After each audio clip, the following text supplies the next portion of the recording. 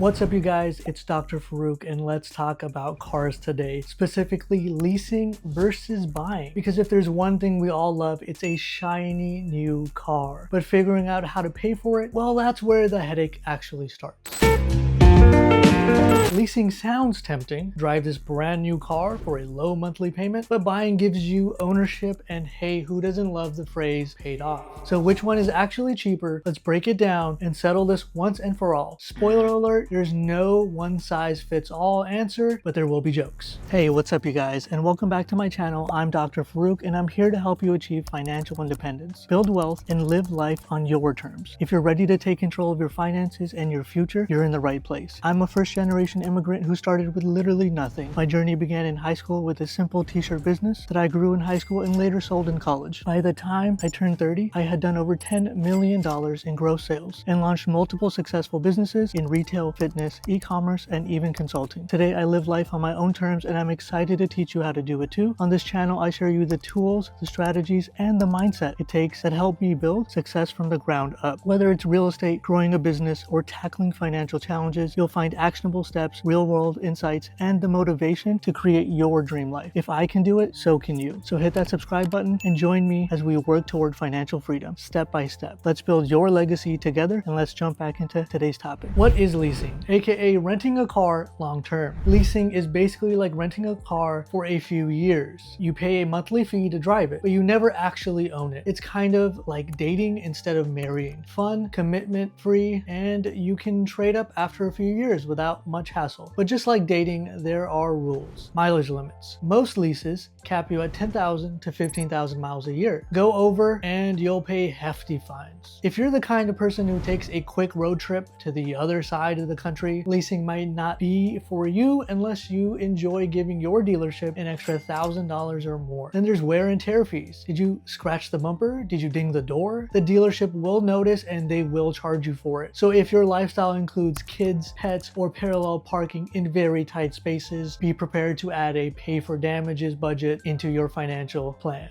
At the end of the lease, you return the car and either lease another one, or you buy a new one, or you buy that existing one. You'll never own it, but you will always have a new ride. What is buying? AKA the long-term commitment. Buying a car is exactly what it sounds like. You own the damn thing. You can finance it. You AKA pay it off in monthly installments, or you buy it outright if you've been sitting on a pile of cash like Scrooge McDuck. Once it's paid off, it's yours, free and clear. You can drive it as much as you want. You can eat all the snacks you want inside of it, on top of it, around it. You can even name it if you feel so inclined. Buying a car is basically like getting a pet. Sure, it costs a lot up front, unless you adopt, which I hope you do. But once it's yours, you're responsible for it, even when it starts leaking fluids and whining for attention, aka maintenance. But here's the kicker. Cars depreciate faster than your excitement for New Year's resolutions. The second you drive off the lot, your car starts losing value. It's like adopting a puppy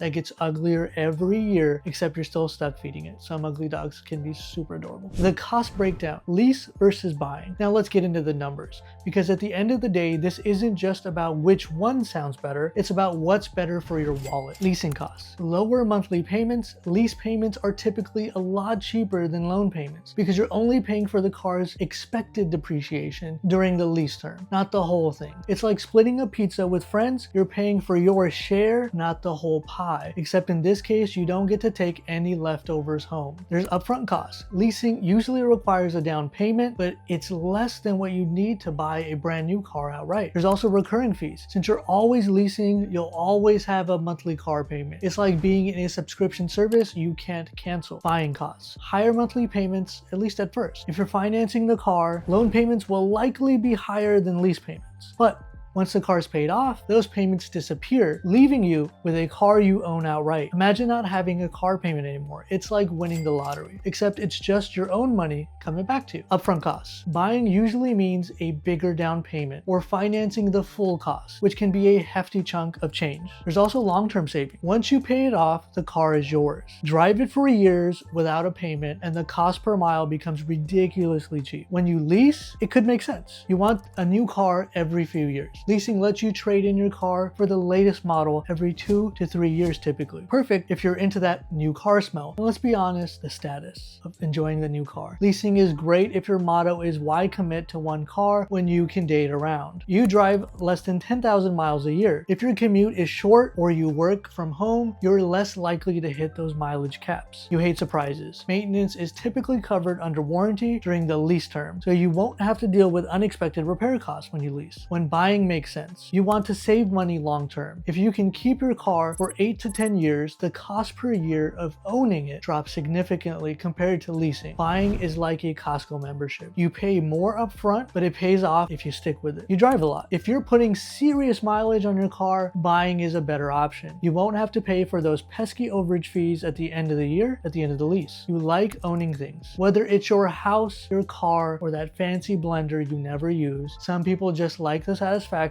of saying, yeah, that's mine. There's also the hidden costs for both. Let's not forget the fine print. For leasing, over mileage fees, wear and tear fees, always having a monthly payment. Leasing is great until you get hit with an excessive use fee for doing exactly what cars are made for, driving them. For buying, depreciation, maintenance costs, because nothing says fun like a $900 repair bill. Higher upfront costs. Buying is amazing until your check engine light comes on and you're Googling how long can I ignore this. The verdict, which is actually cheaper. Here's the deal. Leasing is cheaper in the short term. It's perfect if you want lower monthly payments, like driving a new car every few years and don't mind never actually owning the vehicle. Buying, on the other hand, is cheaper in the long run. Once you pay off the car, it's all yours. No monthly payments, no mileage caps, no handing it back to the dealership. Plus, you can sell it later and recoup some of the cost. The question isn't just what's cheaper, it's what kind of car person are you? Are you the kind who needs the latest model every few years, or the kind who names their car and drives it until the wheels literally fall off? So leasing versus buying. Which one is actually cheaper? It depends on your lifestyle, your budget, and how much you value driving a new car versus owning one. Either way, make sure the decision works for your finances, not your ego. Thank you so much for watching. Now go forth and make the car decision that's right for you, whether you're cruising in a leased luxury sedan or rolling around in a paid-off clunker with questionable noises. The key is making a choice that doesn't leave your wallet crying in the corner. And hey, while you're making smart decisions, don't forget to subscribe to this channel here, not to a lifetime of car payments. Seriously, this channel doesn't charge late fees. I'm not going to ding your credit score, and definitely it won't come with any kind of mileage limits. I hope to see you in the next video, and I hope you enjoyed. Thank you.